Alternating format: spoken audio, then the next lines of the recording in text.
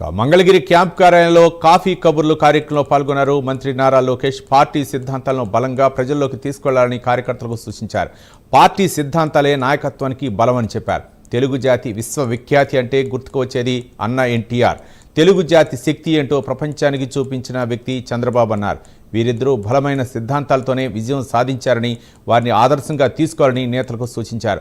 ప్రభుత్వం అమలు చేసిన అభివృద్ధి సంక్షేమ కార్యక్రమాలను మాత్రమే కాకుండా వాటి వెనుక ఉన్న పార్టీ సిద్ధాంతాలను కూడా ప్రజలకు వివరించడం అత్యంత కీలకమని తెలిపారు మంత్రి నారా లోకేష్.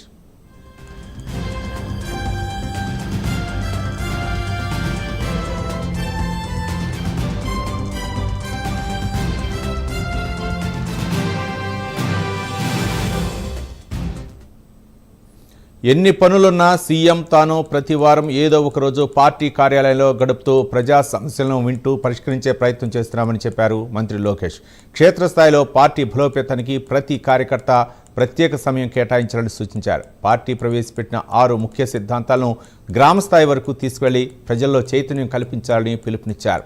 ప్రతి బూత్ క్లస్టర్ స్థాయిలో పార్టీని బలోపేతం చేయడం అత్యవసరమని వెల్లడించారు. రాజకీయాల్లో కొత్త తరాన్ని ప్రోత్సహిస్తూ సిద్ధాంతపరంగా శిక్షణ పొందిన నాయకత్వాన్ని నిర్మించాల్సిన అవసరం ఉందన్నారు. మై టీడీపీ యాప్ ద్వారా కార్యకర్తలు తమ కార్యకలాపాలను తప్పనిసరిగా నమోదు చేయాలని సూచించారు లోకేష్.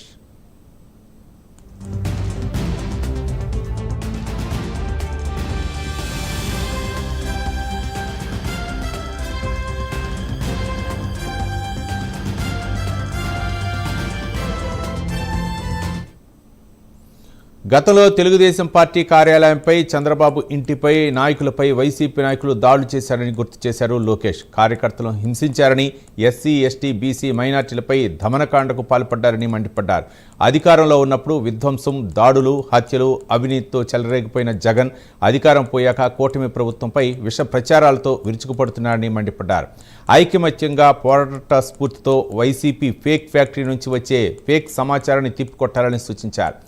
నా రెడ్ బుక్ సమాజ బాగు కోసం అయితే రాజారెడ్డి రాజ్యాంగంతో జగన్ సమాజాన్ని నాశనం చేయాలనుకుంటున్నాడని విమర్శించారు లోకేష్.